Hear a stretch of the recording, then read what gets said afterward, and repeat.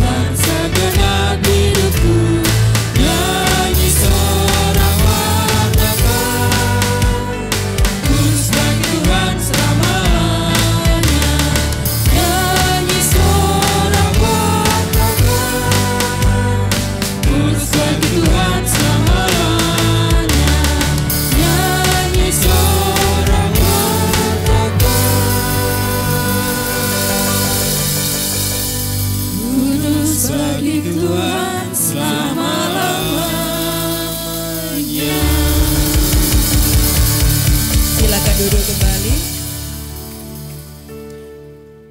Pagi hari ini mari kita menyembah dan memuji nama Tuhan. Tuhan Yesus adalah penyelamat kita. Dia tidak pernah meninggalkan kita. Dia selalu berikan yang terbaik kepada kita. Amin.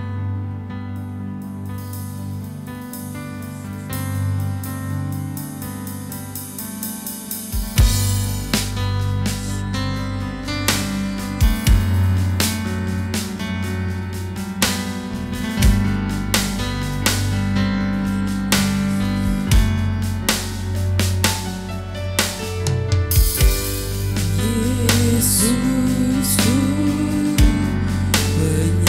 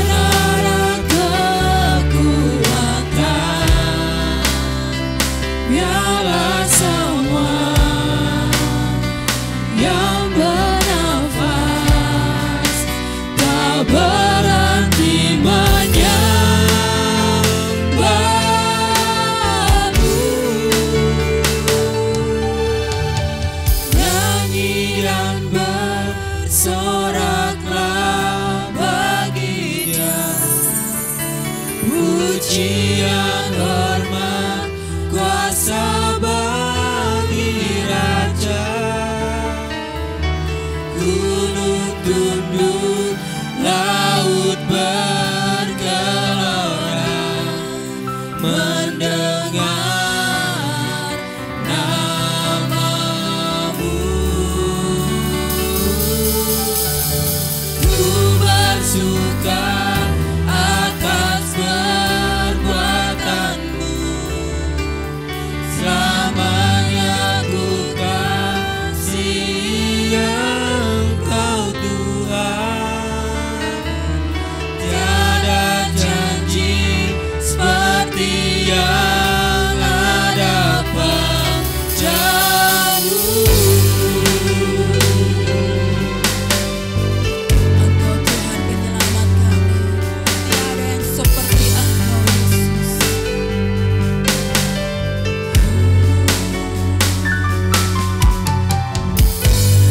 Yesus penyelamatku, tiada yang seperti Engkau. Setiap hari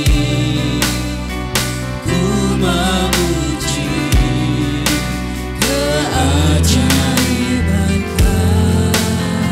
kasih-Mu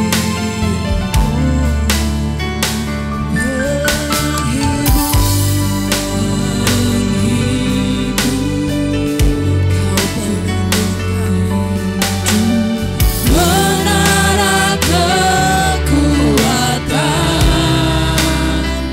Biarlah semua yang bernafas tak berhenti menyembahmu.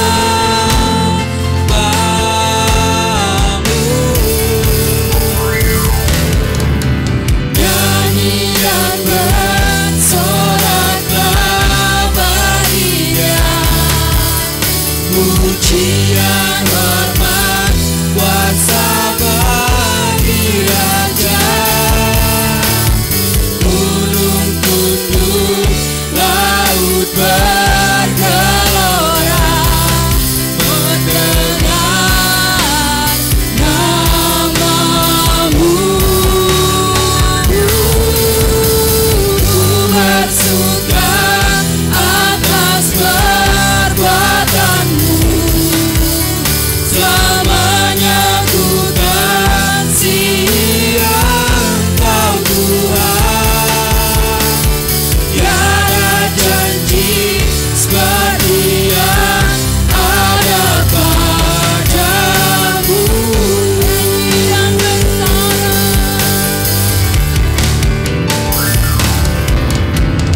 nyanyi dan bersoraklah bagi Dia, pujian hormat kuasa bagi Raja.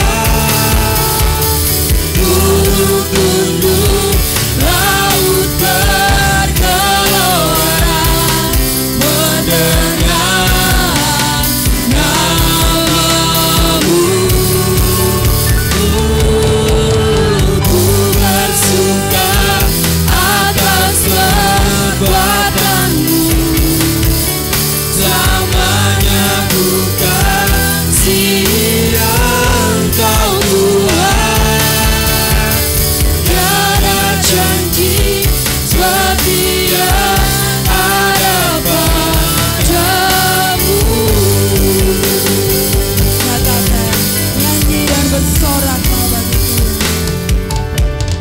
Nyanyi dan bersoraklah Kami mau bersorak-sorai meninggikan nama Engkau Tuhan. Pujian Pujian hormat kami kepada Engkau Bapa. bagi Raja. Gunung tunduk, laut bergelora mendengar namamu. Ku bersuka atas perbuatan, Selamanya kami mau mengasihi.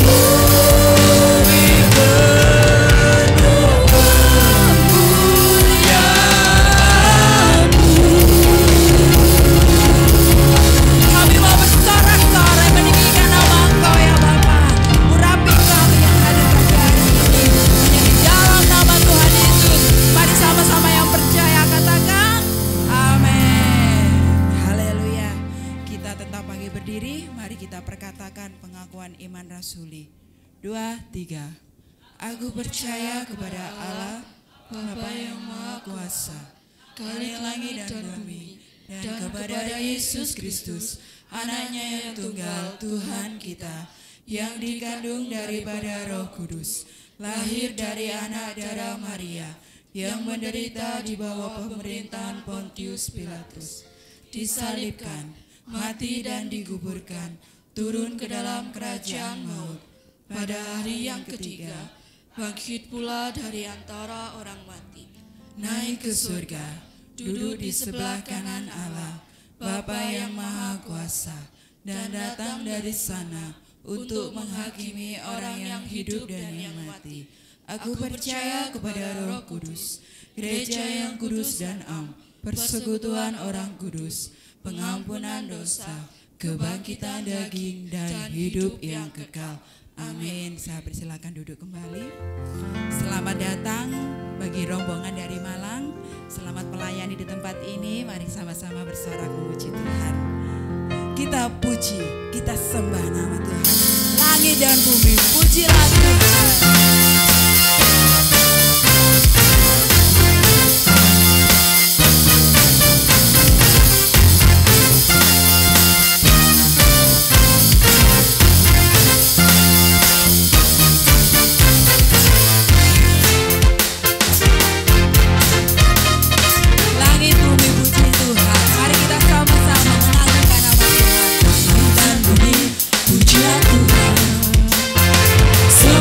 Ciptakan semuanya, keagungannya mengatasi langit bumi, sembah sujud di hadapannya.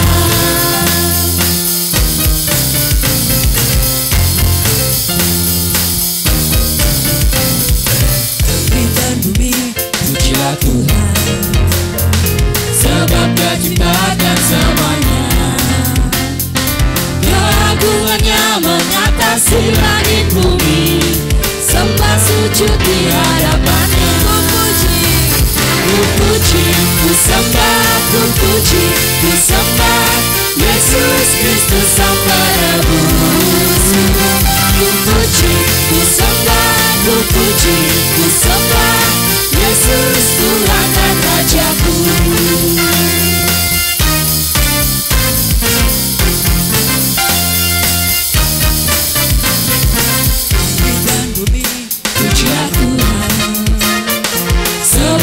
Ciptakan semuanya, keagungannya mengatasi langit bumi, sembah sujud di hadapannya.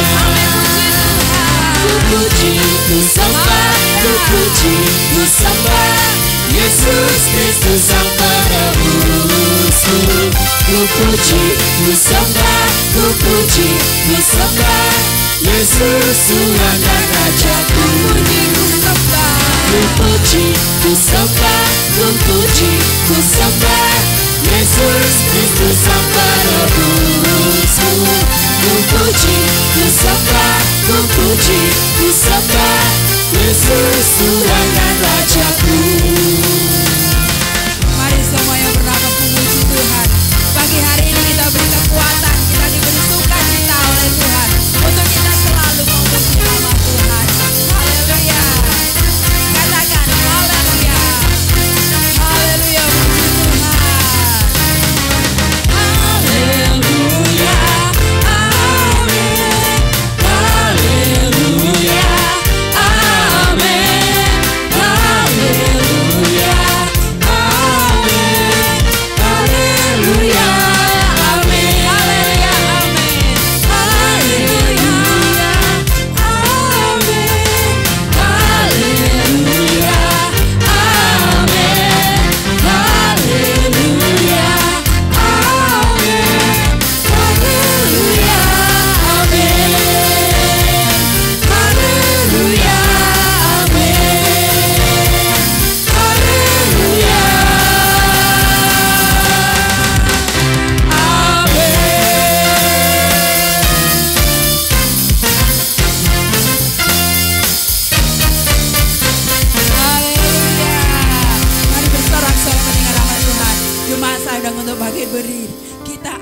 suara kita, kita gerakkan langkah kaki kita untuk kita tetap bersorak-sorai meninggikan nama Tuhan.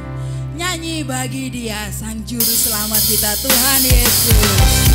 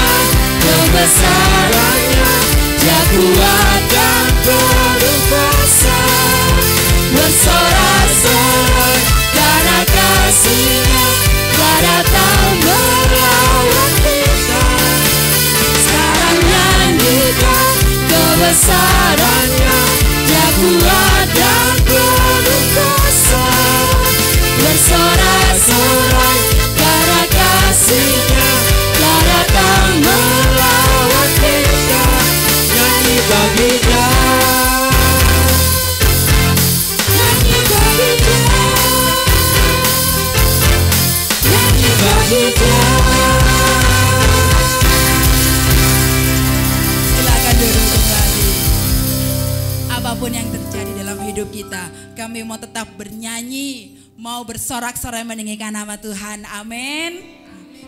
Sebentar kita akan berikan persembahan. Yang pertama, mari kita siapkan persembahan kita. Saya minta Mbak Nafa berdoa buat persembahan.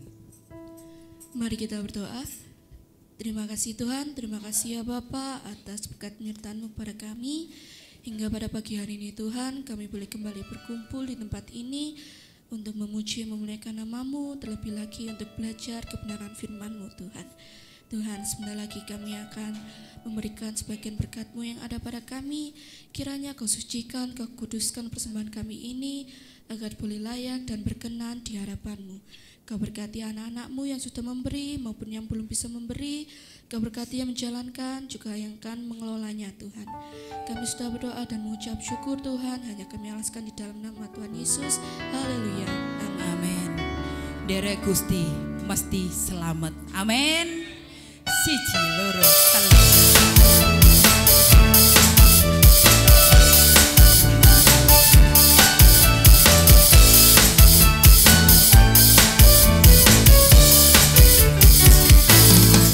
Siji loro telu, derek kunci sing maju.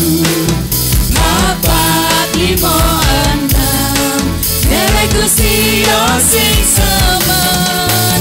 Pitu wolu songo, derek Gusti aja sembrono. Sepuluh wis cangkruk, derek Gusti sing mantep.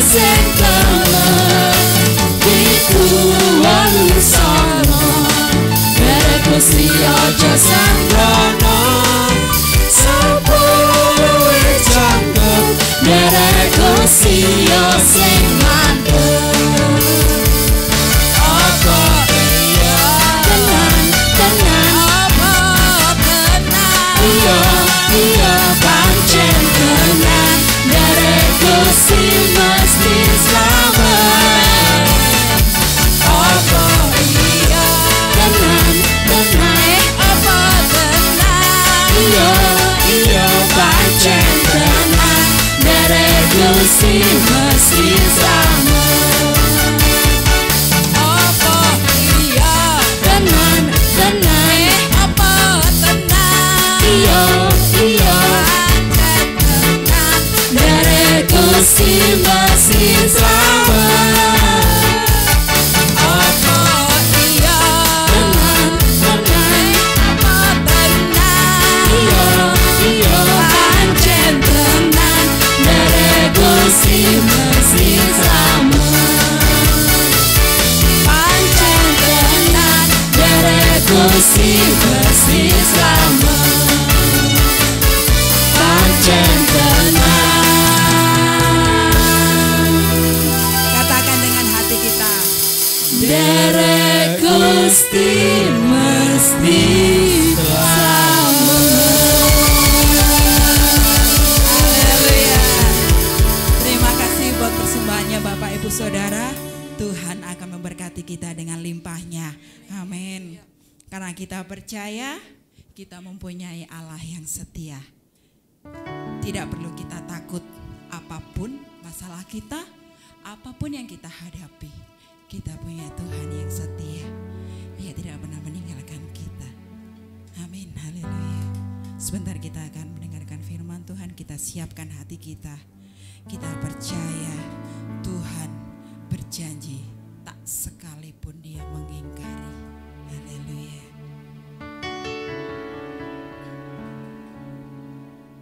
Yesus Tuhan, terima kasih ya Bapa.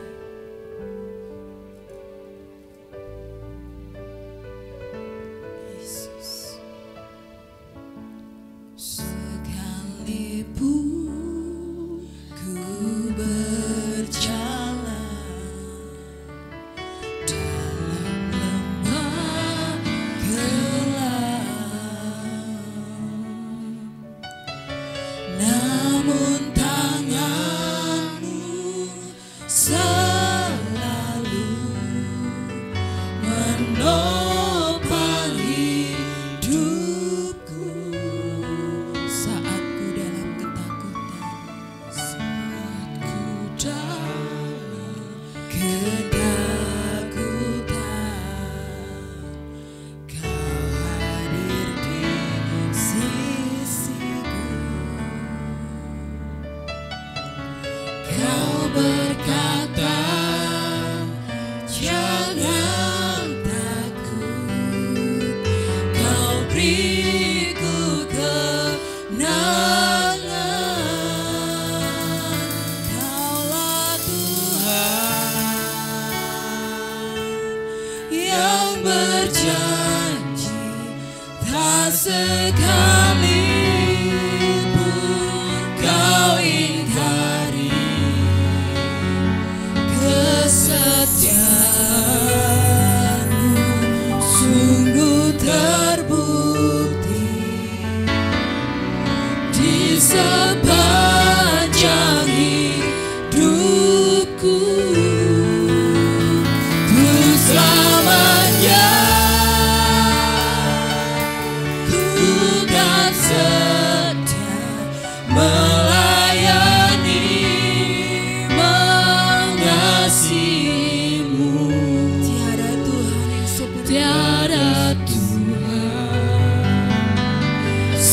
sepertimu, Yesus. Kau Allahku yang setia. Katakan dengan segenap hati kita, sekalipun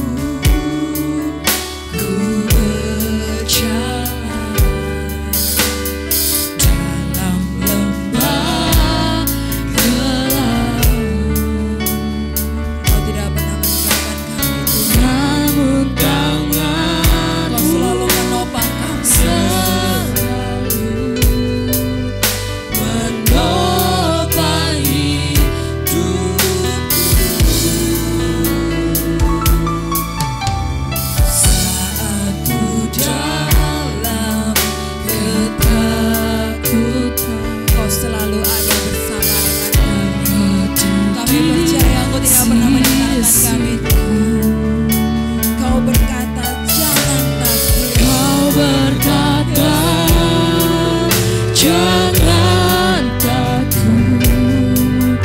kau beriku kemenangan. Mari jemaat kita bagi bersemuanya. Kaulah Tuhan yang berjanji, tak sekali Anak-anak silakan maju. kau ingkari kesetiaanmu, sungguh terbukti Pak Didit, di Pak Yeni. sepanjang hidupku. Ku selamanya ku kan setia melayani, mengasihimu. Tiada Tuhan sepertimu, Yesus, Kau Allahku yang setia. Mari jemaat yang dikasihi Tuhan. Kita mau doakan anak-anak kita untuk kedepannya. Biarlah Tuhan sendiri yang memimpin anak-anak ini, sehingga anak-anak ini boleh menjadi berkat dan diberkati oleh Tuhan, menjadi berkat bagi teman-temannya dan bagi lingkungannya.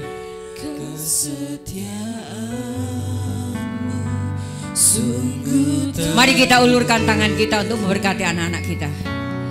Di sepanjang hidupku, Dalam nama Tuhan Yesus, memberkati anak ini Tuhan, boleh menjadi berkat bagi banyak orang. Pakailah menjadi hamba-Mu yang setia kepada Tuhan. Dalam nama Tuhan Yesus Kristus, Tuhan berkati anak ini Tuhan. Jauhkan dari segala kerewelan, kenakalan, jadikan anak yang manis, kelak menjadi hamba-Mu yang dipakai oleh Tuhan. Terima kasih.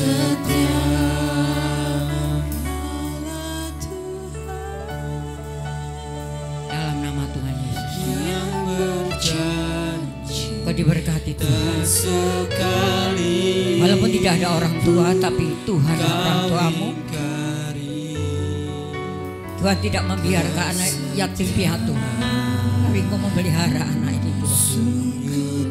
Berkati anak ini menjadi anak yang diperkenan oleh Tuhan.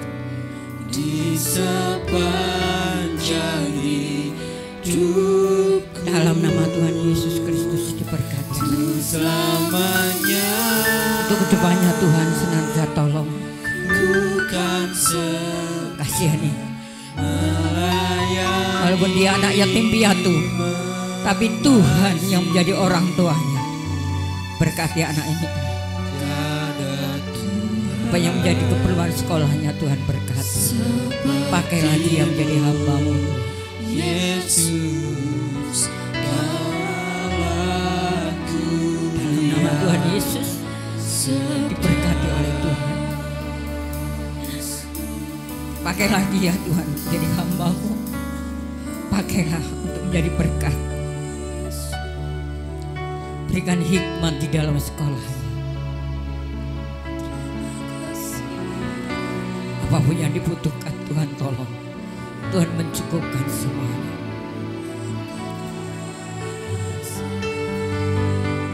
Dalam nama Tuhan Yesus Kristus diberkati anak ini. Jadi anaknya diperkenan Tuhan, jadikan dia hamba-Mu Tuhan. Anak yang takut akan Tuhan, diberikan hikmat oleh Tuhan. Terima kasih, berikan kesehatan.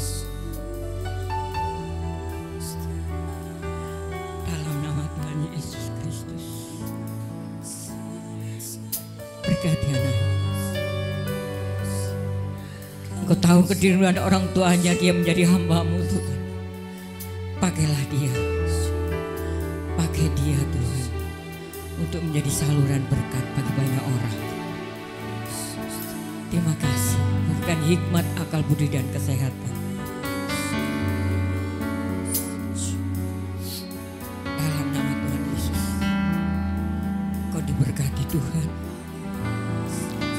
menjadi anak yang baik, yang menurut kepada orang tua. Diberikan hikmat oleh Tuhan. Untuk kedepannya Tuhan yang akan mengatur semuanya. Terima kasih Bapa. Dalam nama Yesus. Dalam nama Tuhan Yesus. Berkati dia. Berkati dia. Engkau tahu kerinduan orang tuanya menjadi hamba. Pakai dia. Jauhkan dari segala kenakalan. Jadikan anak yang manis.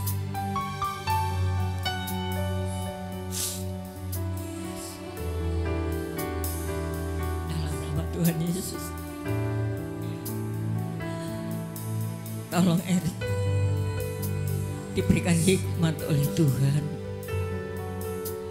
Berkati apa yang menjadi kebutuhan sekolahnya. Walaupun tidak ada ayahnya, tapi Engkau ayah yang senantiasa memperhatikan dia.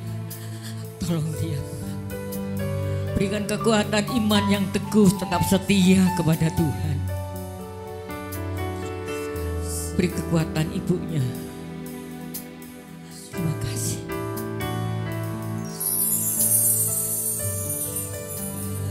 Tolong. Kau tahu kerinduan kakek neneknya menjadi anak yang diperkenan oleh Tuhan, yang menjadi hamba-Mu. Pakai dia Tuhan. Berikan hikmat akal budi yang dari surga. Jauhkan dari segala sakit penyakit. Tuhan yang memelihara. Terima kasih. Dalam nama Tuhan Yesus, Tuhan pakai menjadi pelayan-Mu yang diperkenan oleh Tuhan. Berkati dalam sekolahnya. Sebentar akan menghadapi ujian, Tuhan tolong dia. Terima kasih Bapa. Dalam nama Tuhan Yesus berkati dia. Jadikan dia berkat untuk teman-teman di sekolahnya. Tuhan pakai, Tuhan tolong dia. Terima kasih. Dalam nama Tuhan Yesus, Tuhan berkati Nafa. Apapun yang dibutuhkan untuk sekolahnya, Tuhan campur tangan. Berkati orang tuanya Tuhan. Walaupun tidak punya ayah, tapi Engkau yang menjadi ayahnya Nafa. Tolong cukupkan Tuhan, berkati dia.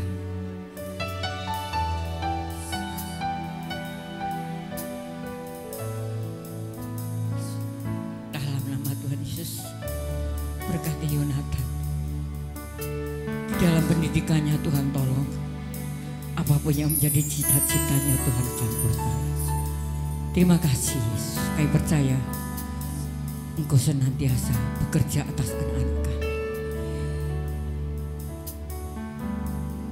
Mari kita ulurkan tangan kita Tuhan. Dalam nama Tuhan Yesus Kristus, Engkau berkati anak-anak ini Tuhan. Engkau pakai anak-anak ini menjadi berkat bagi banyak orang. Berkati orang tua, kakek neneknya yang mengasuh.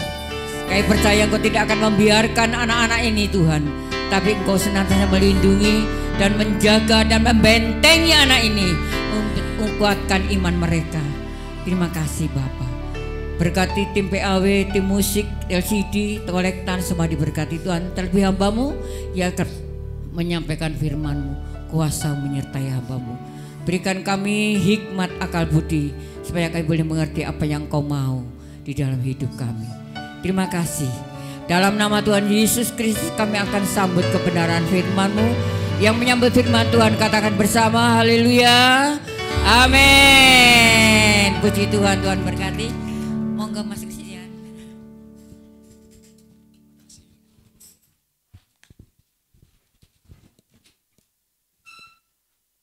Shalom Bapak Ibu. Selamat pagi, shalom, shalom. Saya ucapkan terima kasih kepada Ibu Ruth dan keluarga, juga kepada seluruh pengurus GKN. Terima kasih untuk kesempatan yang diberikan kepada saya. Dan Bapak Ibu, perkenalkan nama saya adalah Christian. Dari Malang aja Bapak Ibu, nggak jauh-jauh dari Malang. Dan puji syukur kalau bisa ada di sini ketemu sama Bapak Ibu.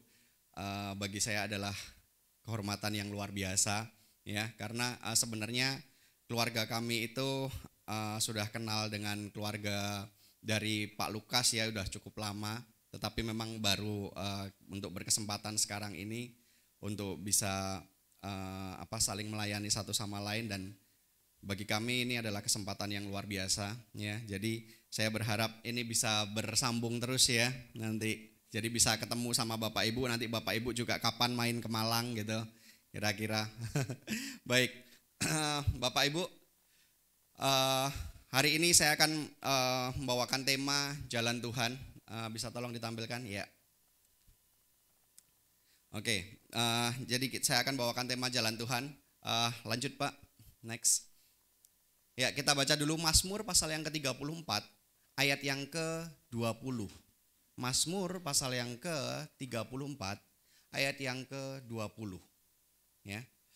Mazmur pasal yang ke-34 ayat yang ke-20. Dikatakan demikian. Kemalangan orang benar banyak, tetapi Tuhan melepaskan dia dari semuanya itu. Bapak Ibu, kalau kita baca ayat ini, saya terkadang bingung ketika baca ini ya.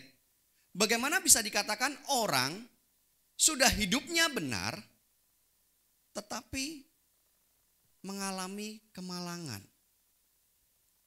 Bukan cuman mengalami kemalangan, dikatakan bahwa kemalangannya banyak. Coba, bisa diterima nggak ini?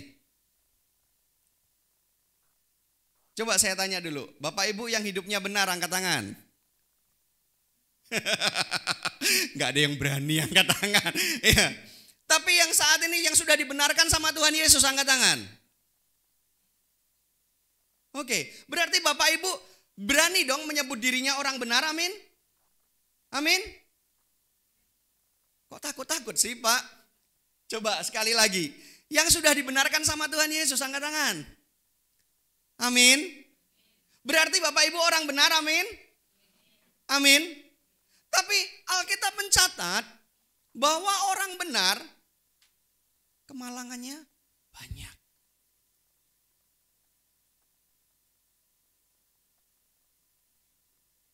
Yang mau mengalami kemalangan banyak angkat tangan.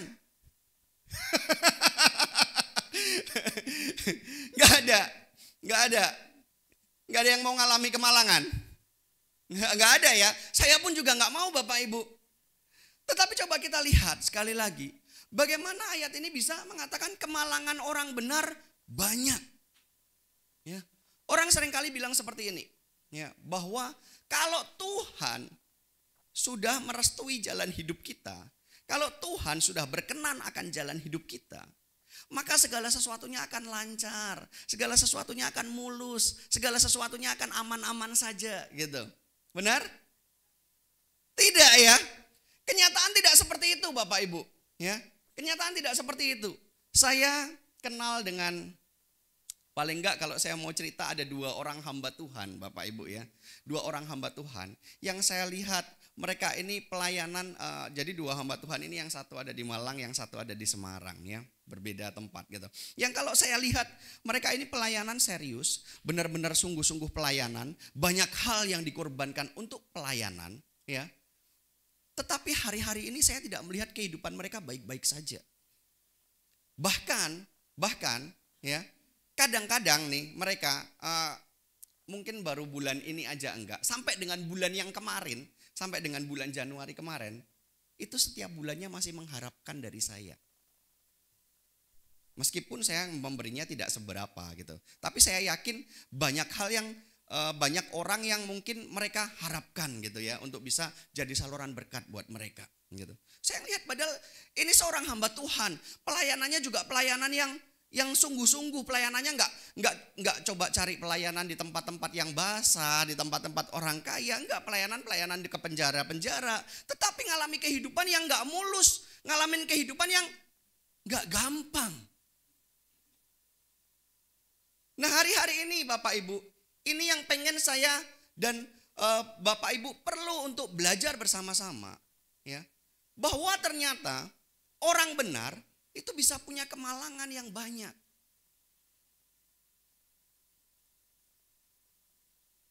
Saya mau ceritakan sebuah kisah Bapak Ibu. Ya, kalau kata orang, pohon bambu itu adalah pohon yang paling gampang bertumbuh, yang pertumbuhannya cukup cepat. Ya, tetapi Bapak Ibu tahu ada sebuah bambu yang dikenal dengan namanya bambu Cina. Ya, jadi pada suatu hari ada seorang di Cina yang menanam bambu Cina. Ya, petani ini menanam bambu Cina. Ketika bambu Cina ini ditanam, ya, dalam tahun pertama seorang petani ini rajin untuk menyirami. Memang harus disiram bambu Cina ini. Jadi harus dirawat. Ya, dirawat dengan begitu luar biasa. Pada tahun pertama tidak terjadi pertumbuhan apapun. Beda dengan bambu-bambu yang lain. Katanya cepat banget bertumbuhnya. Tetapi bambu Cina 1 tahun pertama ditanam nggak ada tumbuh apapun. Dirawat selama 1 tahun, nggak ada tumbuh apapun. Memasuki tahun kedua, Bapak Ibu, nggak tumbuh apapun. Ya. Kalau orang nggak sabar, ya sudah nggak usah dilanjutin aja ya. 2 tahun ditanam, dirawat, yang dirawat apanya? Ya disiramin, katanya harus kena cukup matahari. Tetapi selama 2 tahun tidak mengeluarkan apapun, tunas apapun tidak keluar dari tanah. Tetapi memasuki tahun ketiga Bapak Ibu, tetap nggak keluar apapun. Sampai tahun ketiga bambu Cina ini nggak keluar apa-apa. Begitu masuk tahun keempat, apa yang terjadi? Tahun keempat keluar tunas. Tingginya 20 sampai 30 cm. Tahun keempat hanya tumbuh sekitar 20 sampai 30 cm dari permukaan tanah, sekitar segini. Tetapi Bapak Ibu tahu, pada tahun yang kelima, ya, hanya dalam waktu beberapa bulan saja, bambu Cina ini, sebuah pohon bambu Cina, itu bisa tumbuh hingga 30 meter. Pada tahun yang kelima. Kenapa Bapak Ibu tahu apa yang terjadi? Ternyata bagi pohon bambu Cina, ya, mereka memerlukan waktu untuk bisa bertumbuh ke atas. Hal yang pertama mereka lakukan ketika ditanam adalah mereka bukannya mati. Pohon ini bukannya mati. Tetapi pohon ini tetap hidup. Hanya saja pertumbuhan yang dilakukan adalah akar-akarnya terlebih dahulu. Bayangkan, bagi pohon yang tingginya sampai dengan 30 meter, kalau tidak punya akar yang kuat, maka akan tumbang. Ya. Jadi bagi pohon bambu ini, yang dilakukan dia selama 4 tahun adalah dia menumbuhkan akar-akarnya. Terus diperkuat akar-akarnya sampai jadi kuat. Begitu akar-akarnya sudah kuat, barulah mulai di tahun yang keempat, bambu ini menumbuhkan bagian atasnya. Menumbuhkan tunasnya. Ya. Dan memasuki tahun kelima, baru dia bisa menjulang tinggi sampai dengan 30 meter. Nah, terkadang Bapak Ibu, hidup kita sama seperti bambu ini. Mungkin kita selalu berpikir, Tuhan, aku ini sudah hidup dengan benar. Tuhan, aku ini sudah melakukan hal-hal yang benar. Tapi kok rasanya kok berat ya? Kok rasanya masalah yang aku alami terus ada ya? Kok rasanya hidupku terus begini terus? Hari ini mungkin kita sedang sama seperti pohon bambu Cina. Kita mungkin sedang dididik Tuhan, sedang diajar Tuhan untuk menguatkan akar-akar kita. Supaya ketika tiba saatnya kita tumbuh, itu sudah siap. Pertanyaannya adalah, mampukah kita, sabarkah kita ketika akar-akar kita sedang dikuatkan? Enggak banyak orang yang bisa sabar.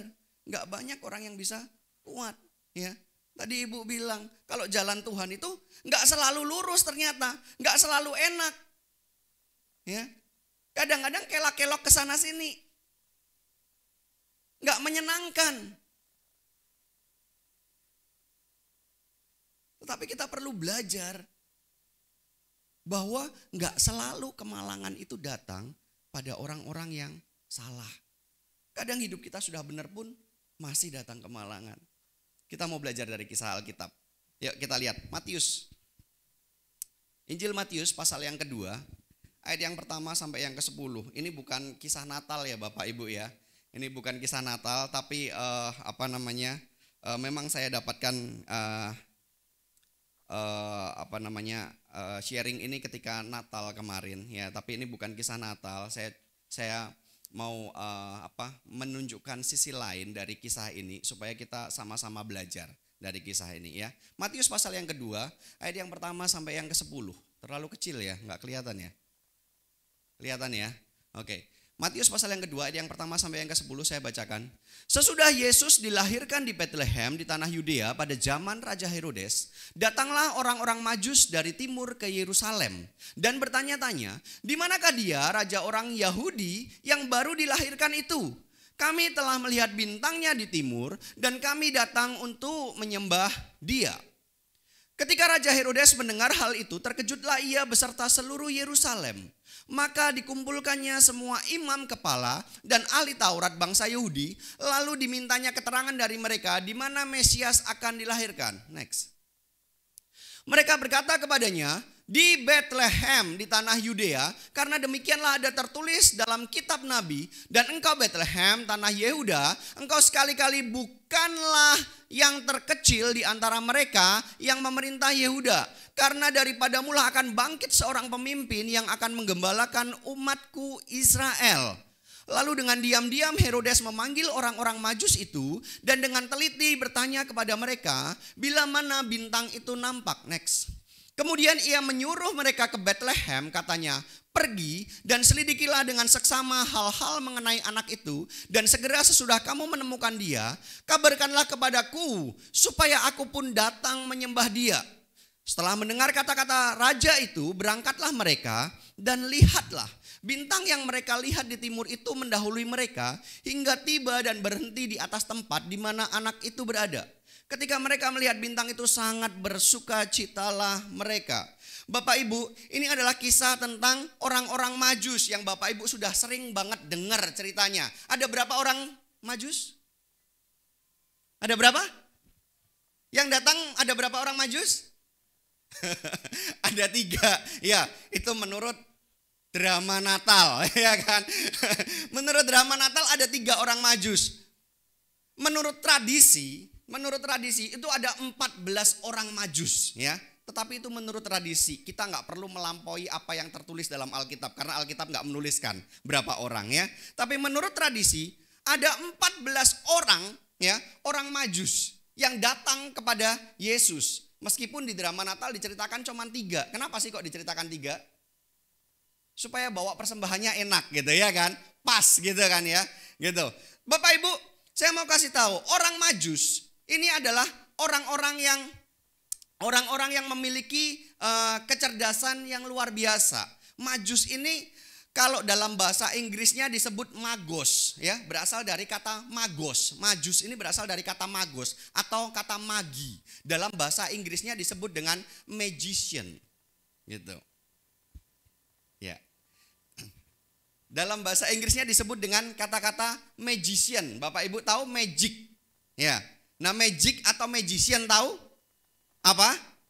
Pesulap, benar ya. Jadi dikatakan orang-orang yang pinter gitu Majus ini.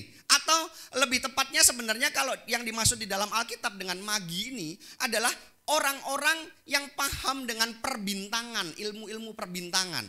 Jadi paham bisa menilai zaman dari perbintangan. Itu orang-orang Majus. Tetapi juga kita tidak bisa memungkiri bahwa orang-orang Majus yang katanya datang dari timur ini ya, bagi orang-orang Persia, orang-orang Majus ini juga adalah imam-imam. Ya, jadi tahu ya kalau imam-imam berarti pemimpin-pemimpin agama, orang-orang yang luar biasa Dan entah bagaimana Alkitab jelas menuliskan bahwa orang-orang ini bukanlah orang-orang Yahudi, ya. Bukanlah orang-orang Yahudi, tetapi dari timur, ya. Orang-orang ini entah bagaimana orang-orang Majus ini bisa mendapatkan pewahyuan, ya, bahwa ada seorang juru selamat yang lahir, ya, di tanah Yudea, di Yehuda. Sehingga orang-orang Majus ini akhirnya pergi, berangkat untuk mempersembahkan persembahan, benar? Ya, untuk mempersembahkan persembahan. Tetapi Bapak Ibu tahu, orang-orang Majus ini berangkat ke sana, maka orang-orang Majus ini melakukan hal yang benar atau tidak? Hal yang benar, ya. Dia mendapat wahyu dari Tuhan. Saya nggak tahu, Alkitab tidak menceritakan entah bagaimana caranya. Orang-orang Majus ini mendapatkan wahyu dari Tuhan, dan orang-orang Majus ini taat kepada Tuhan, benar? Orang-orang Majus ini pengen melakukan hal yang benar.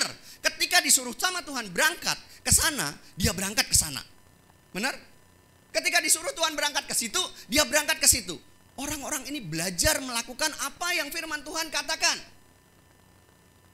Tetapi yang menarik buat saya, orang yang sudah bertindak, berlaku benar, punya tujuan yang mulia, tujuannya untuk menyembah Tuhan.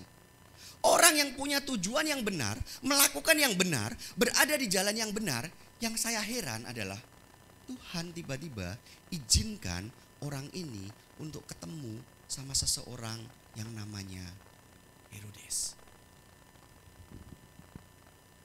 Ini yang banyak dari kita sebagai orang Kristen nggak paham. Loh, orang ini orang benar, dapat firman Tuhan, melakukan kebenaran. Kenapa Tuhan izinkan bintangnya hilang? Kan sudah enak-enak dituntun sama bintang, benar? Supaya menuju ke jalan yang benar. Mungkin mereka berpikir bahwa enak loh kita dapat bintang. Meskipun harus berjalan dengan perjalanan yang jauh, tapi mereka tahu arahnya.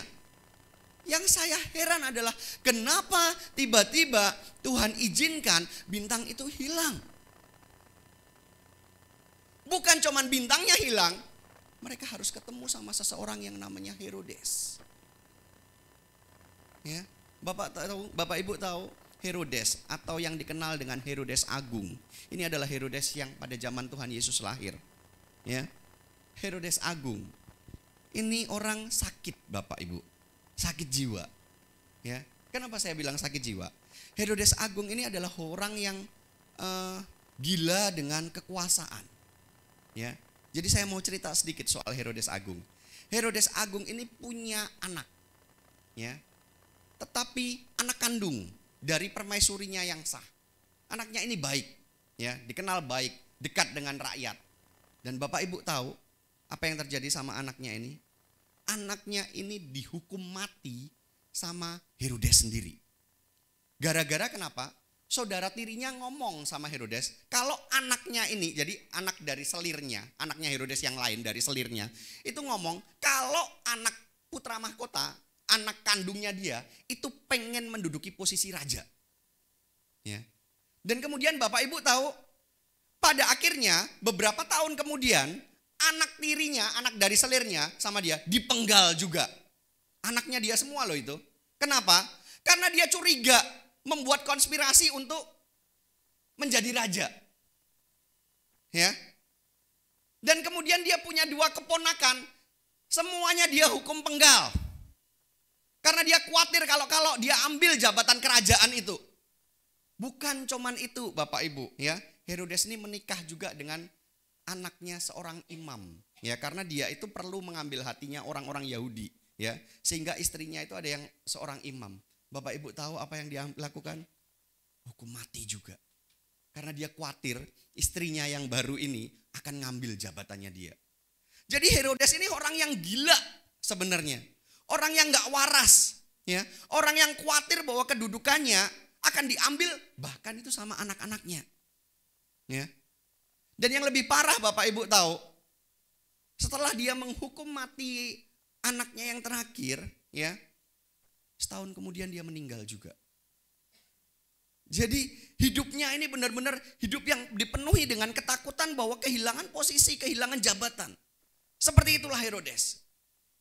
Nah, yang menjadi perhatian kita adalah kenapa orang yang sudah punya niatan yang baik, mau menjalankan ibadah, mau melayani Tuhan, dapat petunjuk dari Tuhan, tetapi harus Tuhan izinkan petunjuk itu hilang. Bintang itu hilang di tengah jalan. Dan kemudian harus ketemu sama Herodes yang ternyata orangnya gila, orangnya jahat.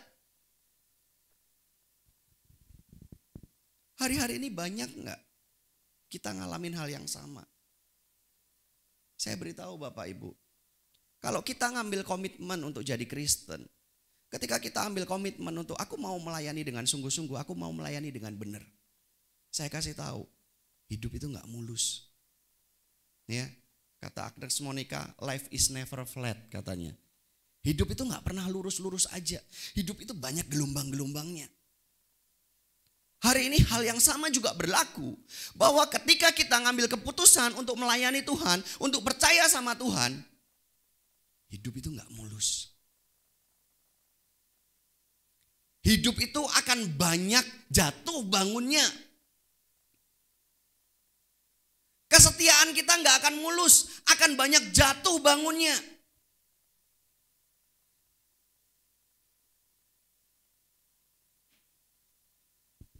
Akan banyak jatuh bangunnya. Saya sebagai hamba Tuhan, full timer hamba Tuhan. Tetapi saya bukan kemudian saya terus, memang setiap hamba-hamba Tuhan mungkin punya karunia yang berbeda-beda. Saya sebagai hamba Tuhan tetapi saya juga harus bekerja. Bukan kemudian saya sebagai hamba Tuhan yang kemudian segala sesuatunya dicukupi dari gereja dan dari jemaat, enggak. Tetapi saya harus bekerja. Bahkan kami suami istri kerja, sama-sama kerja. Ya. Jadi karena kenapa? Ada banyak hal yang harus dipenuhi dalam kehidupan kami. Ya. Baik keluarga saya pribadi, baik maupun jemaat. Kadang-kadang saya juga berdoa sama Tuhan gini, Tuhan aku pengen punya uang yang banyak. Siapa sih yang gak pengen punya uang banyak? Yang gak pengen angkat tangan? Biar bisa saya doakan sekarang. Saya juga berdoa sama Tuhan, Tuhan aku pengen punya uang yang banyak. Aku pengen bisa ini, bisa itu. Aku pengen kalau gereja butuh ini, aku bisa cepat menyediakan. Saya pengen Tuhan punya uang yang banyak. Dan saya melayani Tuhan. Dan hidup saya untuk melayani Tuhan. Saya pengen Tuhan, kalau bisa gak usah ngapa-ngapain, ya kan. Pokoknya full melayani, tapi punya duit yang banyak. Ya. Saya punya niatan yang baik, punya tujuan yang baik loh. Saya berdoa sama Tuhan gini, Tuhan, kalau Tuhan kasih uang yang banyak, ya kan, uang itu juga saya pakai untuk pelayanan. Kalau gereja butuh apa-apa, saya bisa cepet-cepet nyediain. Tapi Bapak Ibu tahu yang terjadi, Tuhan gak izinkan yang seperti itu. Bahkan untuk bisa beli alat-alat gereja, ya, kami itu perlu nabung Bapak Ibu. Kami itu perlu nabung, kami itu perlu berhemat. Untuk bisa membuat gereja lebih maju, kami itu harus nabung. Kami itu harus simpen uang kami, ya. Dan kami itu mau belajar taat sama Tuhan. Kenapa? Saya berpikir gini, kalau memang Tuhan pakai saya untuk melayani, Tuhan pakai saya untuk bekerja, untuk melayani, maka Tuhan akan fokuskan saya pada pelayanan. Nggak perlu lagi bekerja. Tetapi enggak. Ya. Justru Tuhan bilang, justru kamu harus bekerja. Justru dari hasil pekerjaanmu itu, kamu pakai untuk kemuliaan Tuhan. Dan saya pikir, oh oke, senang dong saya digituin. Ya, saya semangat bekerja, saya sambil melayani bekerja. Ya. Saya pikir kalau nanti saya bekerja, maka Tuhan akan langsung bukakan jalan. Dari pekerjaan ini langsung berhasil. Pekerjaan yang ini langsung berhasil. Dan saya berpikir gini, nanti Tuhan, ya. Jadi jemaat-jemaat kami di sana itu ya ada kan dalam setiap perkumpulan itu pasti ada yang hidupnya baik-baik aja di atas, ada yang hidupnya di bawah, seperti itu kan. Nah, saya berpikir gini, saya melihat ada pelayan-pelayan Tuhan yang setia, ya kan, tapi hidupnya susah, dia cari kerjaan susah. Saya berpikir gini, kalau Tuhan memang jadikan saya sebagai saluran berkat dan Tuhan pengen saya jadi hamba Tuhan, tetapi juga jadi bisnismen, oke Tuhan, ya, saya siap. Maka setiap peluang yang ada apapun saya terima. Karena saya berpikir gini, nanti kalau saya terima pekerjaan ini jadi besar, ya kan? Kemudian para pelayan Tuhan yang sekarang kesulitan dengan ekonomi, dengan keluarganya, bisa saya tampung kerja di sini, ya kan? Saya bisa sharing profit dengan dia. Loh, niatannya kan baik kan tulus kan, bener? Yo nggak maju-majui Bapak Ibu, yo nggak maju-maju tuh ya.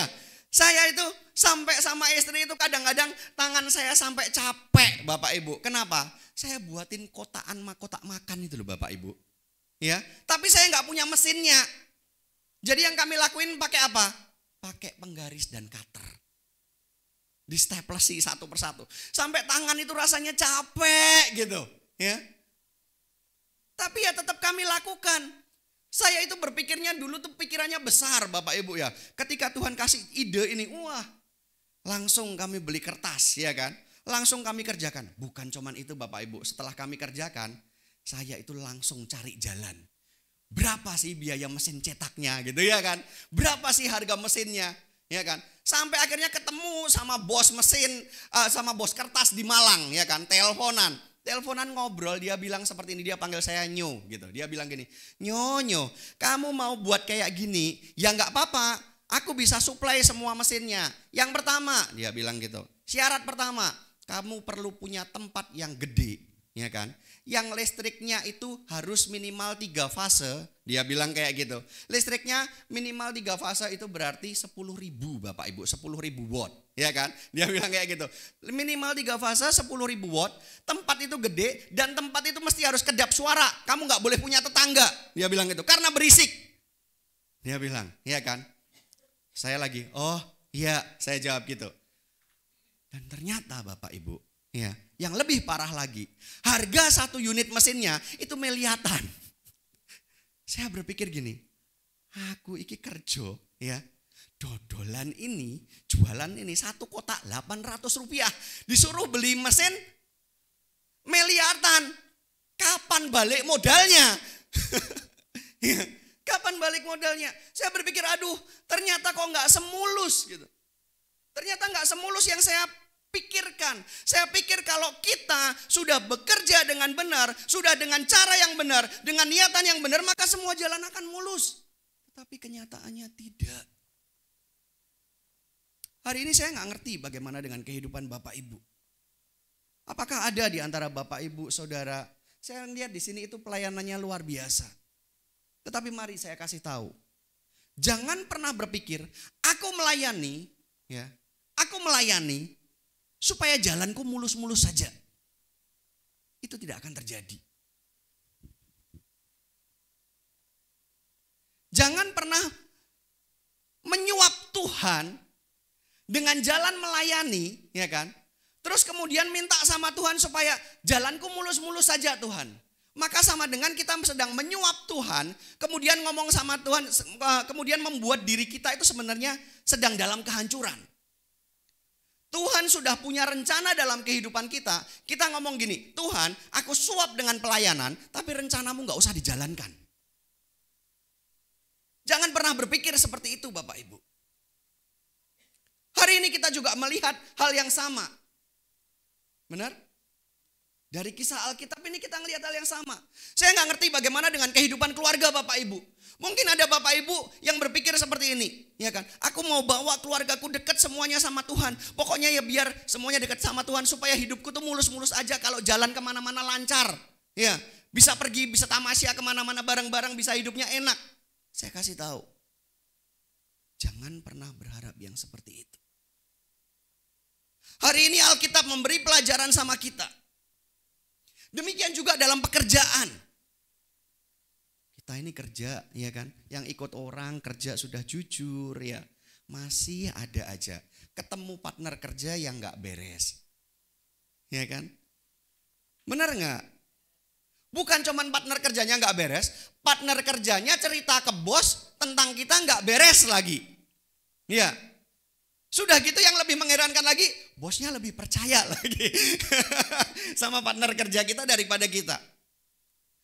Terkadang kita dihadapkan dengan situasi seperti itu. Bapak Ibu, saya kasih tahu kabarnya, kalau Bapak Ibu ngalamin situasi yang seperti itu, hei dengar, bahwa ribuan tahun yang lalu ada kisah dalam Alkitab yang dituliskan bahwa ada orang-orang yang sedang menjalani hidup yang benar, yang sedang berjalan untuk Tuhan, berusaha menyatakan kemuliaan Tuhan, tetapi hidupnya juga terhalangi. Yaitu orang-orang Majus. Diizinkan sama Tuhan kehilangan bintang. Diizinkan sama Tuhan ketemu sama Herodes. Ya. Karena pada akhirnya kita sama-sama tahu kisah ini, ya, bahwa orang-orang Majus itu pada akhirnya melihat kembali bintang itu. Saya tuh heran loh Bapak Ibu. Ya. Kenapa sih? Kok ya dadak ketutup awan gitu loh ya? Kok ya nggak langsung aja kelihatan terus? Emang Tuhan nggak bisa nyingkirkan awan? Bisa banget, benar? Tapi kok ya kenapa gitu loh Tuhan izinkan itu tuh hilang? Petunjuk arahnya tuh harus hilang. Dan kemudian setelah ketemu Herodes baru muncul lagi. Mencekno gak sih? Gregetno gak sih? Iya. Itu tuh bikin rasanya tuh gitu loh ya. Kenapa harus seperti itu? Tetapi itu terjadi. Dan kita sama-sama tahu bahwa pada akhirnya orang-orang Majus ini perjalanannya berhasil atau enggak? Berhasil. Ketemu dengan Yesus. Dan kemudian saya benar-benar berdoa Bapak Ibu untuk hal ini. Ya. Loh, terus kenapa? Kenapa harus diizinkan terjadi? Ingat, segala sesuatu yang Alkitab tuliskan, itu tidak mungkin tanpa makna apapun. Ya. Saya bertanya sama Tuhan, kenapa terjadi? Ternyata Bapak Ibu tahu. Kitab Matius atau Injil Matius itu adalah Injil yang paling dipertanyakan oleh orang-orang non-Kristiani. Ya, oleh orang-orang non-Kristen. Injil yang paling dipertanyakan. Dan kemudian Injil ini banyak yang menganggap bahwa Injil Matius itu cuma dongeng.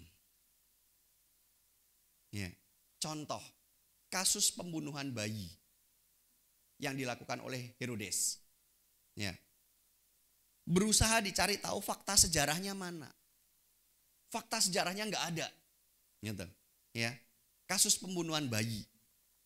Itu banyak yang mempertanyakan. Ya. Tetapi Bapak Ibu tahu, justru kenapa orang-orang Majus ini harus ketemu sama Herodes. Supaya orang tidak lagi mempertanyakan tentang kebenaran Injil Matius. Supaya Injil Matius ini kalau dicocokkan dengan sejarah, itu bisa klop. Bahwa ada orang Majus yang ketemu sama Herodes. Herodes ini jelas tertulis di dalam sejarah, ada orangnya. Benar? Dan sebenarnya kalau kita mau perhatikan, loh, benar nggak sih terjadi kasus pembunuhan bayi-bayi itu? Ya, dikatakan seperti ini, bahwa Yudea, wilayahnya Herodes, itu wilayah yang kecil. Yehuda waktu itu kecil, penduduknya nggak banyak. Ya, diprediksi paling cuma 1.000 sampai 3.000 orang. Ya, diprediksi sekitar segitu. Kalau misal orangnya 3.000 orang, ya kan, satu keluarga terdiri dari 4 orang aja, ya, berarti cuma ada berapa? 250 rumah. Benar? 250 rumah itu nggak semuanya punya bayi, benar nggak? Kalau yang punya bayi 10% aja, berarti cuma ada berapa rumah yang punya bayi? 25 rumah. Benar? Saya tanya, perbandingan laki-laki dan perempuan itu ada berapa? Sekarang ini. 3:1, benar? 3:1 ya. Kalau 3:1 Bapak Ibu ya, jadi laki-lakinya 1, perempuannya 3, benar kan? Kalau 3:1 berarti kalau cuman ada 25, ya kan? Kalau cuman ada 25 berarti paling cuman ada 8 bayi Bapak Ibu yang laki-laki yang dibunuh. Maka memang bukan jadi berita yang heboh. Bukan jadi berita yang harus dituliskan memang. Ya, karena seorang raja merintahkan bunuh 8 bayi. Itu sudah kita buat pol-polan ya kan. Belum tentu ada 10%. Kalau saya baca perhitungannya para ahli itu paling cuman sekitar 2-5 bayi yang dibunuh. Tetapi kenapa kemudian orang-orang Majus ini ketemu sama Herodes? Tuhan punya maksud supaya sampai dengan hari ini Bapak Ibu bisa percaya dengan Injil Matius. Kenapa? Karena ternyata ketika dikorelasikan, ketika dicocokkan bahwa Injil Matius ini tetap sesuai dengan sejarah yang ada. Hari ini kalau mungkin orang-orang Majus tidak dipertemukan dengan Herodes, maka orang-orang tetap akan menyangkal bahwa itu cerita bohong, dongeng. Tetapi karena berhasil dipertemukan, maka kita bisa melihat sampai dengan sekarang efeknya masih sangat-sangat nyata. Ya, bahwa Injil ini patut dipercayai kebenarannya. Amin. Nah hari ini Bapak Ibu, hal yang sama juga bagi kita. Kalau kita sedang mengalami jalan yang berliku-liku, jalan yang susah kelihatannya meskipun kita sudah ada di jalur yang benar. Karena Tuhan punya rencana. Amin. Karena Tuhan punya rencana. Coba kita lihat tadi, Mazmur pasal yang ke-20. Mazmur pasal yang ayat yang pertama.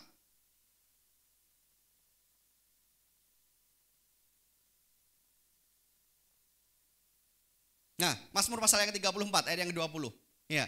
Dikatakan kemalangan orang benar banyak. Memang kemalangannya orang benar banyak. Tetapi Bapak Ibu jangan khawatir. Ingat bagian belakangnya. Apa? Tetapi Tuhan melepaskan dia dari semuanya itu. Ya. Kalau kemalangan sedang datang, ingat. Berarti Tuhan sedang mengizinkan ini terjadi supaya akar-akar kita bisa kuat. Amin. Tuhan mengizinkan orang-orang Majus harus kehilangan bintang dan ketemu sama Herodes supaya akar penulisan Injil Matius bisa kuat. Amin. Nah hari ini sama. Kalau kita diizinkan ngalami kehidupan golek kerjaan angel, ya, wes kerja sepi, ya kan? Udah sekolah sini situ, udah belajar pendidikan ini itu, angel. Hari ini mari kita ambil sisi positif. Bahwa Tuhan sedang menguatkan akar-akar dalam kehidupan kita. Supaya kita bisa jadi kuat. Dan ketika kita sudah kuat, maka seperti bambu itu, ketika kita menjulang tinggi, kita sudah siap. Amin. Amin Bapak Ibu. Jadi mari kita lihat, kita sama-sama belajar. Bahwa mungkin tidak selalu mulus dalam kehidupan kita. Tetapi percayalah bahwa Tuhan itu sanggup melepaskan kita. Saya undang para pemain musik, pemimpin pujian untuk maju ke depan. Percayalah bahwa Tuhan sanggup untuk melepaskan kita. Sanggup untuk memberikan kemenangan sama kita. Ya. Sekalipun orang Majus itu harus menghadapi kendala. Tetapi kita lihat bahwa pada akhirnya mereka berhasil. Demikian juga dengan hidup saya dan Bapak Ibu. Ya, karena sekarang belum endingnya.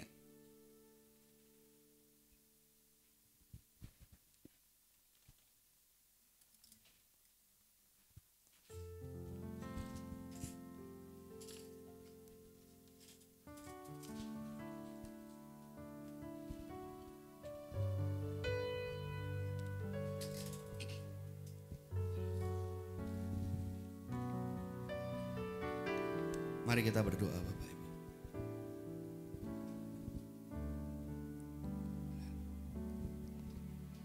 Walau dunia berubah, namun kasih-Mu Tuhan tetap sama di hidupku.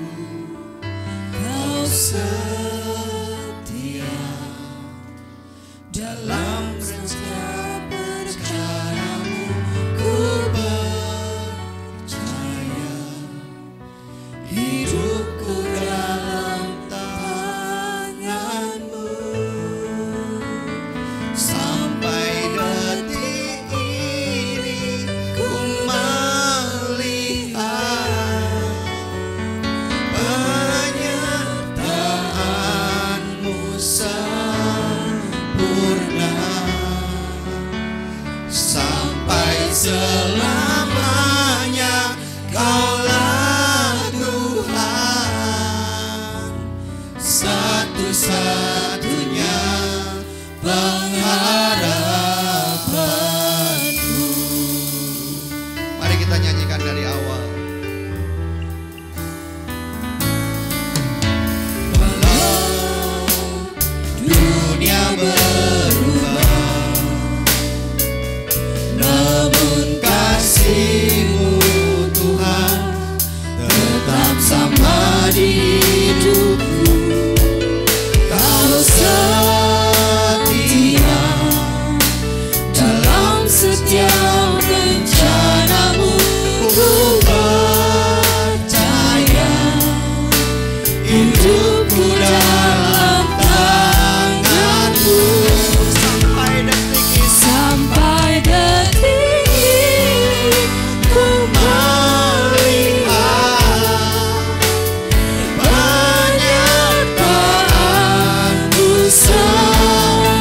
Sampai selamanya Kaulah Tuhan, satu-satunya pengharapanku. Katakan sampai detik ini. Sampai detik ini ku melihat penyertaan-Mu sempurna. Sampai selamanya Kaulah Tuhan, satu-satunya pengharapanku.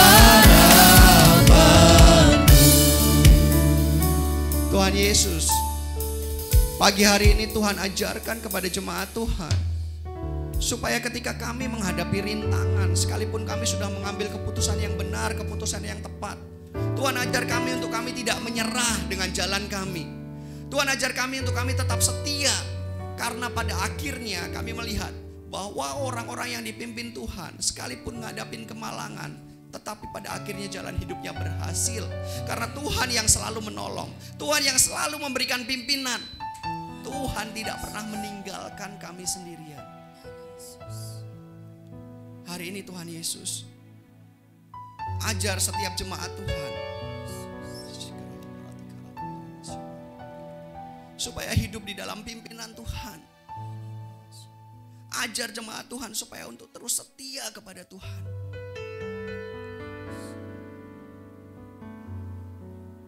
Tolonglah Tuhan, mampukan.